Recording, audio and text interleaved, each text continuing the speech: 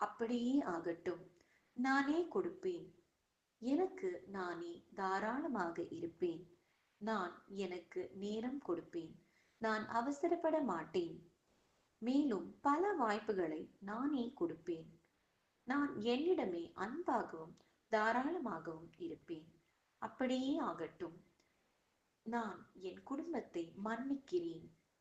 அவர்கள் ஒவ்வொருவரையும் நான் மன்னிக்கிறேன். நாம் வேலை செய்ய கர்மா இருப்பதை உணர்ந்தேன். நான் என் குடும்பத்தை மன்னிக்கிறேன்.